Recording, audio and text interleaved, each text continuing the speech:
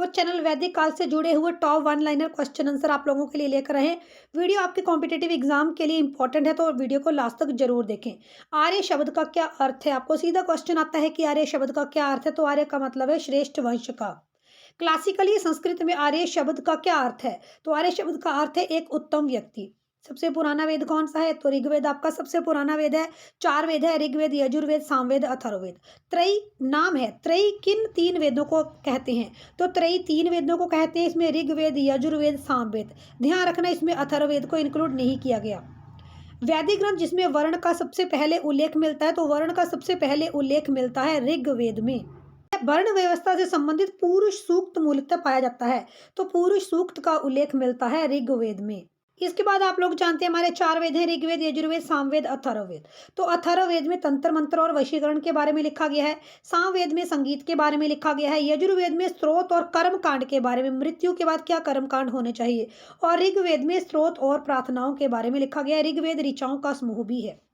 ऋग्वेद, यजुर्वेद, अथर्ववेद, सामवेद 4 वेदों में से जिसमें जादुई माया और वशीकरण का उल्लेख है। तो अभी मैंने आपको पढ़ाया कि तंत्र मंत्र और वशीकरण का उल्लेख किस वेद में मिलता है, तो राइट आंसर हो जाएगा अथर्ववेद में।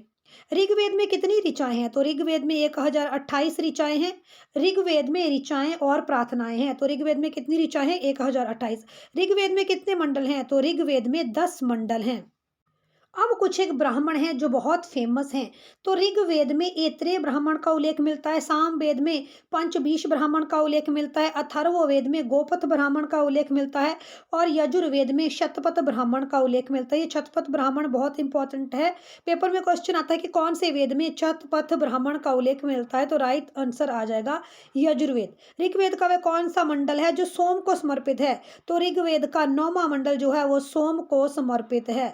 सोम यानी अमृत। यज्ञ संबंधी विधि विधानों का कहां से पता चलता है? तो यजुर्वेद से यज्ञ संबंधी विधि विधानों का पता चलता है कि कैसे यज्ञ करना है। जैसे प्राचीन समय में राजा अश्वमेध और बहुत सारे अन्य यज्ञ करते थे।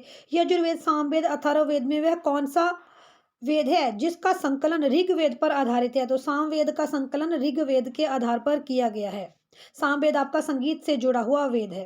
तक्षशिला, अंतरजी खेड़ा, कौशाम्बी और हस्तिनापुर में वह कौन सा स्थान है जहां पर खुदाई में लौह धातु के प्रचलन के बारे में पता चला है? तो अंतरजी खेड़ा में जब खुदाई की गई तो वहां से ये पता चला कि उस समय लोहे की धातुओं का उपयोग भी किया जाता था, क्योंकि शुरू में लोहे का उपयोग नहीं, शुरू में तांबे का उपयोग किया जाता था। आप लोग मुझे कमेंट करके बताएं, इंसान ने सबसे पहले कौन सी चीज़ की खेती की? गेहूं, धान, चावल, जौ, कौन सी चीज़ की सबसे पहले खेती की गई?